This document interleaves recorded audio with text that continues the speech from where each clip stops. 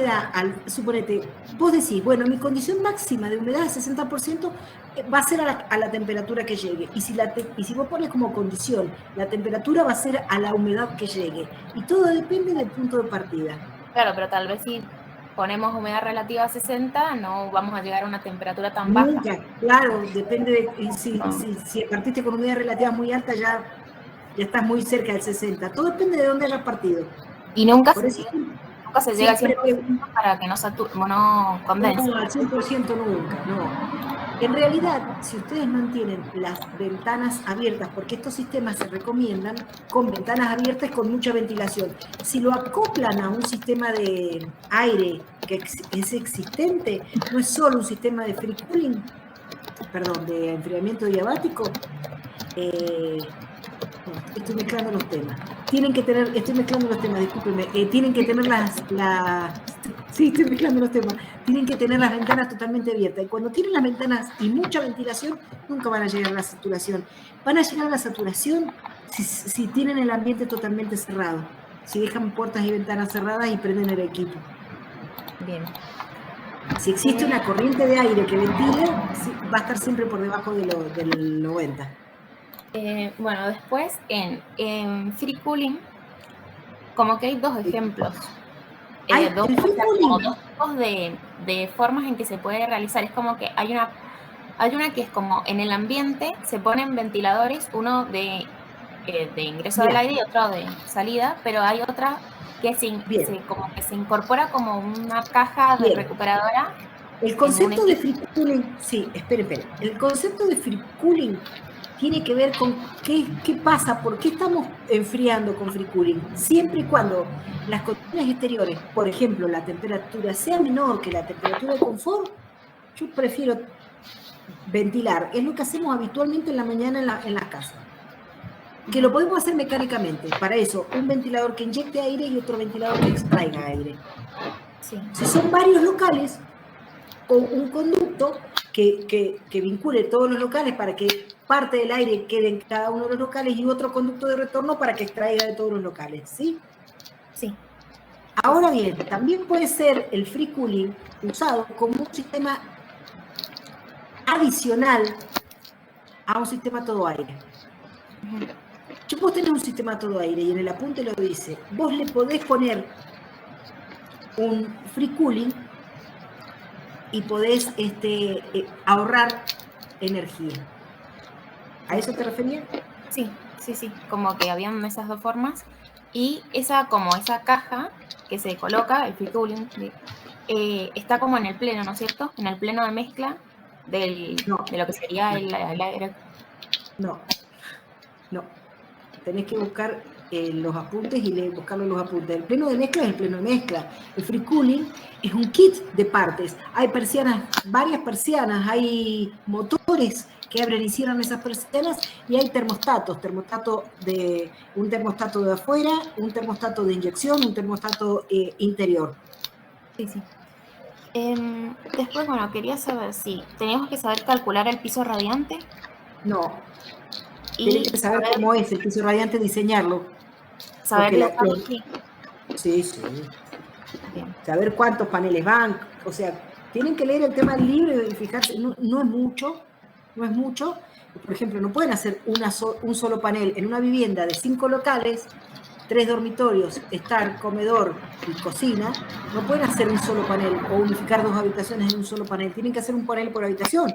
Sí. Es el concepto como de poder zonificar como en mixto o en BRB. Tienen que saber diseñar el sistema, dónde pones la caldera, dónde pones los colectores, qué tiene que llevar el colector, etcétera. Los colectores siempre van adentro de un gabinete. Adentro de un gabinete para que no se vean, porque obviamente no vas a querer ver todos esos extraños que llegan y que se vayan. Adentro de un gabinete y ese gabinete adentro de un placar, si es posible. Claro, yo me lo imaginaba no se vea. Una caja. Una sala de máquinas, tal vez, por eso preguntaba. No. En la sala de máquinas va la caldera. El gabinete con el colector va en el baricentro de los consumos. Sí. Bien. Si hay varios niveles, un colector en cada nivel para poder, purgar el aire perfectamente, porque recuerden que el aire se va para arriba. Si ustedes pusieron un solo colector en planta baja y tienen una casa de 2 niveles, el aire se va para arriba y no van a tener por dónde purgar la instalación. Purgar es quitarle el aire. Y, o sea, no permite zonificar el sistema, pero si tenemos termostatos diferentes, podríamos manejar diferentes temperaturas. Claro, pues sí permite zonificar de alguna manera. Claro. En este caso sí. Sí, porque sí, ustedes, y por otro lado, necesitan poder regular la cantidad de agua que va a un lado u otro, porque pueden tener habitaciones al sur, habitaciones al norte, y las mangueras son todas del mismo diámetro. Vos no puedes cambiar de diámetro de manguera, que vaya más o menos agua. No es como en calefacción, que vos ponés un radiador más grande o un radiador más chico, y la sección del cambio la podés cambiar, porque vienen de distintas secciones. En cambio, las mangueras para el piso radiante vienen de 1 o 2 diámetros. Entonces, vos no tenés como regular la cantidad de agua que va a un lado y otro si no tenés válvulas. Y eso es de alguna manera una zonificación. Y los termostatos se colocan por cabezales termostáticos. Por gabinete no, los cabezales termostáticos están sobre el colector. Bien. Se te controla la temperatura del agua e indirectamente la temperatura del aire. Entonces no es un termostato directo como el que ustedes... Claro, en el libro decía como que había que tener, por ejemplo, como 6 mangueras, o sea, 6 serpentinas que están ingresando o retornando, 5 o 6 por colector. No. Bueno, no, los colectores vienen desde 2 hasta 7. Bien. Pero suponete que vos tengas en un nivel una planta de 500 metros cuadrados de oficinas, ¿sí? Primero no vas a hacer un solo panel, porque no podés poner más de 200 metros por panel. Pero además tenés que ir zonificando, entonces vas a poner varios colectores de hasta 7 circuitos o 7 paneles. Claro, y cada colector está manejado por un termostato. Entonces, no. Sí, podrías tener un termostato en cada colector, pero lo mejor es tener un termostato sobre cada panel. Ah, bien. O sea, un colector, suponete que tienes un colector de 4 zonas, de 4 paneles. Si vos tenés un termostato arriba de cada una de las zonas, si esta zona da al este y de esta zona da al oeste, o esta al norte y esta al sur, vos podés regular acá. Si tuvieses un termostato en todo el colector, no podrías regular entre esta y esta. Bien. Bueno, eso era todo lo que yo quería preguntar. Bueno, gracias. Importante que sepan los espacios que necesitan para la losa radiante, cómo se arma la losa radiante, qué espacios necesitan sobre el piso, para tener en cuenta la altura de dintel, cuánto le tienen que dejar. Sí. Bueno, ustedes proyectan la altura de los edificios, tienen que tener en cuenta que va a haber un piso radiante que les va a tomar tanto. Uh-huh. Bueno. Bien. No sé si Agustina quiere seguir o hay alguien que quiera preguntar.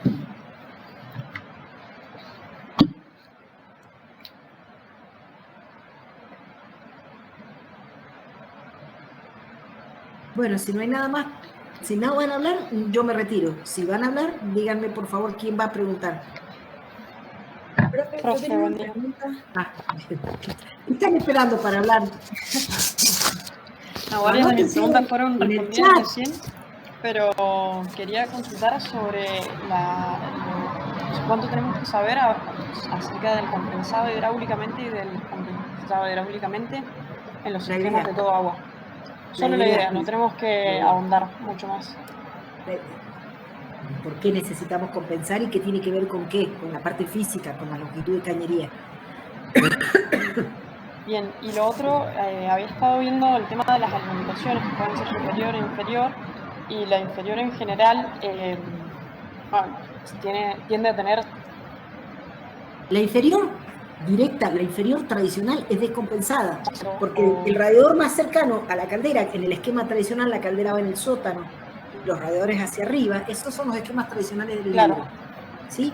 En el esquema tradicional, si es alimentación inferior, el primer radiador, el de la planta baja, tiene un recorrido muy corto, entonces tiene poca resistencia.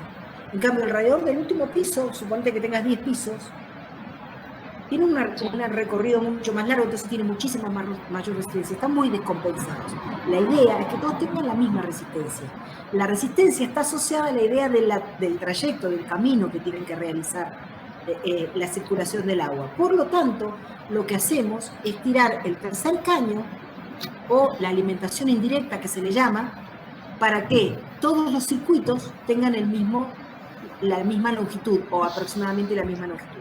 Es decir, el retorno de la planta baja sube hasta el último nivel y después baja para equilibrar las diferencias de longitud. Está en el libro todo eso.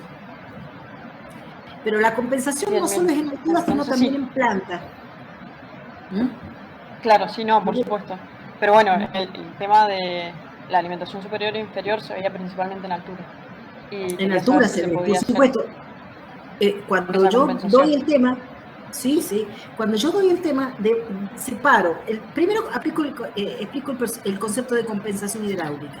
Y después digo, cuando tienen un solo nivel, una vivienda en un solo nivel, también tiene que haber compensación hidráulica. O sea que tienen que buscar la manera de que todos los radiadores tengan el mismo recorrido, la misma longitud. No tiene que ser el mismo recorrido porque nunca podría ser.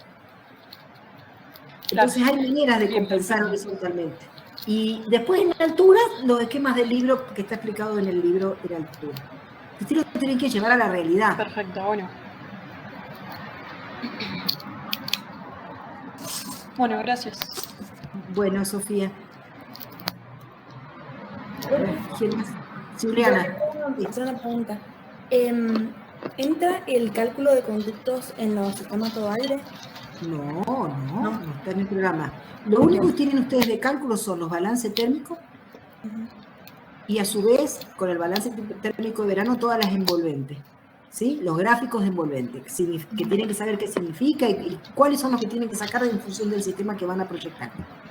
Bien. Tienen el cálculo de los radiadores y de la caldera. No tienen el cálculo de cañerías de agua, y tienen el cálculo de los diámetros de los conductos. Tal vez, a veces necesiten saber cuál es el tamaño del conducto que sale del equipo.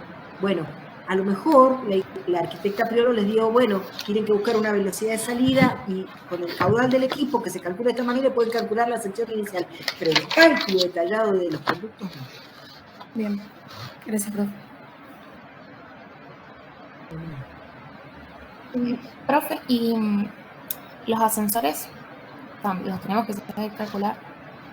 No, calcular no, con que sepan las diferencias entre el mecánico, el hidráulico y el neumático, los ascensores, lo que está en la punta nada más y muy por arriba. Y también aparecían cálculos en cargas de fuego, que, o sea, aparece en el programa, pero no sé si el cálculo. No, pero no el cálculo, nunca van a ver el cálculo. Ustedes tienen que saber qué es la carga de fuego, conceptualmente, y tienen que saber que la bibliografía o la reglamentación dice para cada tipo de local, para cada actividad, cuál es la carga de fuego adecuada. Ahora, si ustedes fuesen proyectistas de incendios, tendrían que calcular la carga de fuego. Yo no se los voy a pedir el cálculo, pero si ustedes saben el concepto, me podrían decir más o menos cómo hacerlo. Bien. Bueno. ¿Qué representa la carga de fuego dentro del proyecto? ¿Para qué queremos saber la carga de fuego? ¿En dónde interviene?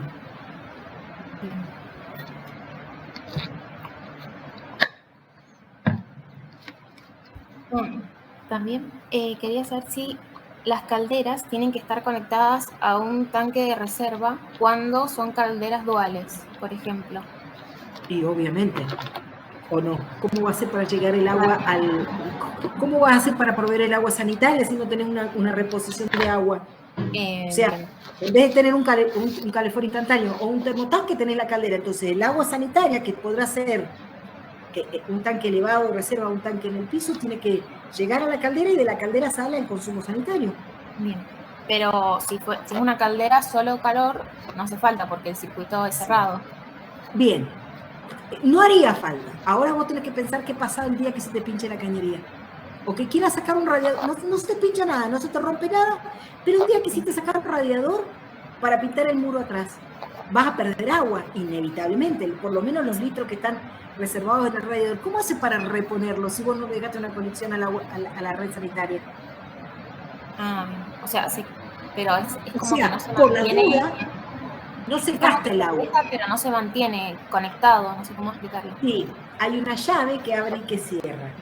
Si vos tenés una conexión a un tanque elevado con una presión estable, porque la presión del tanque elevado es estable sobre la caldera, lo dejas abierto. Ahora, si vos conectaste la caldera a la red domiciliaria y estás en una zona con mucha variabilidad de presión domiciliaria, te puede hacer sonar la caldera, romper la caldera, la presión externa sobre la caldera. Entonces se cierra la llave.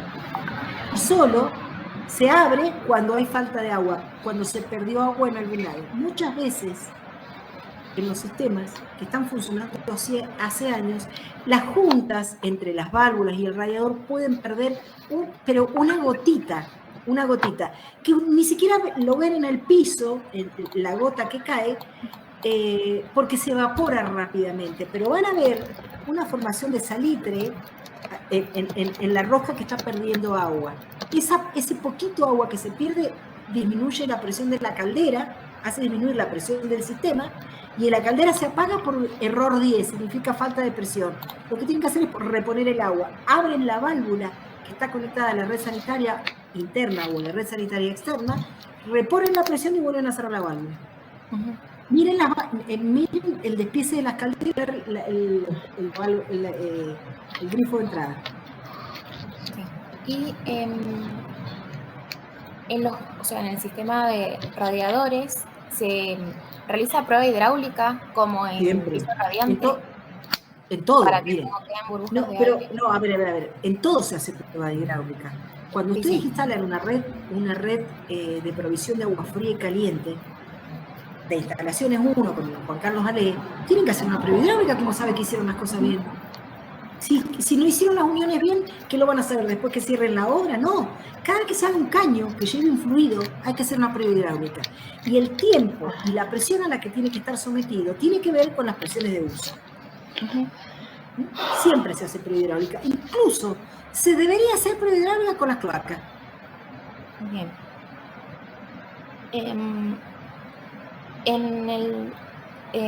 En el sistema fan coil, o sea, sistema mixto, cuando usamos fan coil... No digan, a este nivel, no vayan a decir nunca sistema fan coil. No, sistema mixto. No el sistema se llama mixto. Sí. ¿Sí? En el sistema mixto agua-aire con equipo fan coil, sí. Uh-huh. Decimos que como que se realiza el intercambio de calor por convección, no por radiación, porque... Claro, por convección, porque el aire caliente roza la serpentina que está el radiador del fan coil, y por contacto sale caliente y se mueve porque hay un forzador de aire. Claro. El radiador del sistema de calefacción, todo agua con radiadores o todo agua con piso radiante, básicamente es radiación, son rayos electromagnéticos que salen desde el radiador. En el piso radiante, el porcentaje de radiación es 90-95%. En los radiadores, el porcentaje de radiación es 50% y la convección es el 50%. En un equipo fan coil es 100% convección, en un sistema todo aire es 100% convección. Que sea convección o que sea radiación, ¿en qué les influye a ustedes? En que es más confortable cuando es por radiación, porque... Mucho más cómodo. Claro, porque no se calienta el aire. No se calienta el aire, pero uno está calentito. Sí. Es la sensación de estar en invierno calentándose al rayo del sol, pero tener el aire fresco. ¿Sí? Estar detrás de una ventana, aunque adentro haga frío, estar al rayo del sol. Esa es la sensación de la radiación. Pero la convección tiene un efecto negativo, que es el efecto chimenea. Ustedes tienen una casa de 2 niveles y su vinculación vertical es la caja escalera. Parte de las calorías que ustedes inyecten abajo se van a ir a la planta alta. Inevitablemente, eso lo sabe todo el mundo. ¿Por qué? Se llama efecto chimenea porque el aire más liviano tiende a ascender. Si ustedes proyectan locales de mucha altura, de alturas grandes, más de 3,5 metros, van a tener, con sistemas convectivos, una gran diferencia de temperatura entre el cielo raso y el piso. ¿Y qué importa? Y sí importa, porque la verdad que el espacio que se ocupa, aunque tenga 4 metros de alto, 5 metros de alto local, el espacio que se ocupa son los primeros 2 metros. Entonces a mí lo que me interesa que esté caliente son los primeros 2 metros, no los metros que quedan hacia arriba. Y si el calor se va hacia arriba, significa que estoy perdiendo calor. Además que en una de las consideraciones del balance térmico de invierno, supusimos que en cualquier punto la temperatura interior es la misma. Dijimos que queríamos una temperatura de confort 21. Y suponemos que al borde del cielo raso van a tener 21, pero si tienen un sistema convectivo van a tener 38. O sea que la cantidad de calor que se está perdiendo es mucho más porque tengo un delta T más grande. Entonces, la convección, más allá de no ser lo más cómodo para el ser humano, desde el cálculo empieza a haber una complejidad que hay que tenerla en cuenta. Ojo con las dobles alturas y ojo con alturas de locales muy, muy altos. Siempre tienen que llevar el retorno a nivel inferior, a nivel de piso. Y después, no sabía si era como, estaba bien utilizar el piso radiante en Mendoza, por ejemplo, porque dice en el libro como que es como más confortable que los radiadores porque generan como a la altura de la cabeza una temperatura más fresca y a los pies como una temperatura confortable. Bueno, el piso radiante tiene muchas ventajas, muchas ventajas. La ventaja más grande es que ustedes no van a ver ningún elemento de calefacción, pero van a tener los locales calientes. Ya se trata de una escuela, ya se trata de una casa, ya se trata de un banco. ¿Sí? La ventaja más grande es que no se ve nada. Y para ustedes como diseñadores es lo mejor del mundo que no se vea nada. Sin embargo, a veces es una ventaja y otras veces es una desventaja la inercia térmica del sistema. Al sistema le cuesta mucho arrancar, entrar en régimen y le cuesta mucho salir del régimen. Cuando el clima del lugar es un clima con mucha amplitud térmica como Mendoza, cuesta darse a la entrega y al clima. ¿Se entiende? Sí.